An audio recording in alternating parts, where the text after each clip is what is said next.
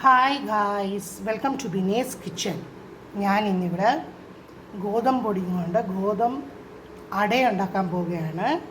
അതിന് വേണ്ടി ഞാൻ ഒരു 2 കപ്പ് ഗോതമ്പ് പൊടി എടുത്തിട്ടുണ്ട്. തേങ്ങ തിരുമിയത്, കുറച്ച് നല്ല ജീരകം, 2 വാഴപ്പഴം, 2 ഏലക്ക, പിന്നെ കറുത്ത എള്ള കുറച്ചിട്ടിട്ടുണ്ട്, ഒരു 1/2 സ്പൂൺ. ഇനി ഇതെല്ലാം കൂടി ഒന്ന് മിക്സ് ചെയ്യാമേ. ഇച്ചിരി വെള്ളം ഒഴിച്ച് അതിനകത്ത് ആവശ്യത്തിനുള്ള ഉപ്പ് ആഡ് ചെയ്തിട്ടുണ്ട്. ഇതിനകത്ത് ഞാൻ കുറച്ച് ശർക്കരയും കുറച്ച് പഞ്ചസാരയും കൂടി ആഡ് ചെയ്തിട്ടുണ്ട്. ഈ കട്ടിയിൽ ഞാൻ കുഴച്ചിരിക്കുന്നത്. നമ്മൾ മാവ് കുഴയ്ക്കുമ്പോൾ ഒത്തിരി ഹാർഡായിട്ട് കുഴയ്ക്കാൻ പാടില്ല. കുഴയ്ക്കുമ്പോൾ ഇച്ചിരി ലൂസായിട്ട് തന്നെ കുഴയ്ക്കണം. എന്നാലേ നമുക്ക് പെട്ടെന്ന് ഇതുപോലെ ഒന്ന് പരത്താൻ പറ്റത്തുള്ളൂ.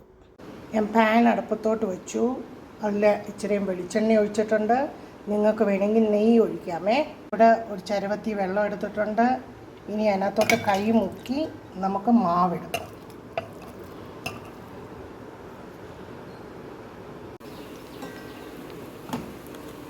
നല്ലപോലെ ഇങ്ങനെ ഒന്ന് പരത്തി കൊടുത്തിട്ട് ലോ ഫ്ലെയിമിൽ നമുക്കിതൊന്ന് വേവിച്ചെടുക്കാം. അടച്ച് വെച്ച് വേവിക്കാം.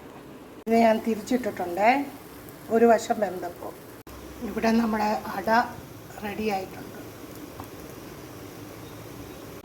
അങ്ങനെ നമ്മുടെ ഗോതമ്പ് അട റെഡി ആയിട്ടുണ്ട്. ഇനി ഞാനിത് പിസ്സ കട്ട് ചെയ്യുന്ന പോലെ ഒന്ന് കട്ട് ചെയ്യാൻ പോവാണേ. ഇങ്ങനെ പിസ്സ കട്ട് ചെയ്യുന്ന പോലെ കട്ട് ചെയ്ത് ഇനി ഇങ്ങനെ ഒരു പീസ് നമുക്ക് എടുക്കാം.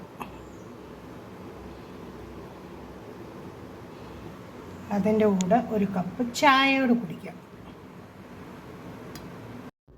കുട്ടികൾക്കിത് വളരെ ഇഷ്ടപ്പെടും. ഇതേ മെത്തേഡിൽ നിങ്ങളൊന്ന് ട്രൈ ചെയ്യണം. സൂപ്പറാണ്, അടിപൊളി. സ്കൂളിലൊക്കെ ഇതുപോലെ സ്നാക്സായിട്ട് കൊടുത്തു വിടാം നിങ്ങൾക്ക്.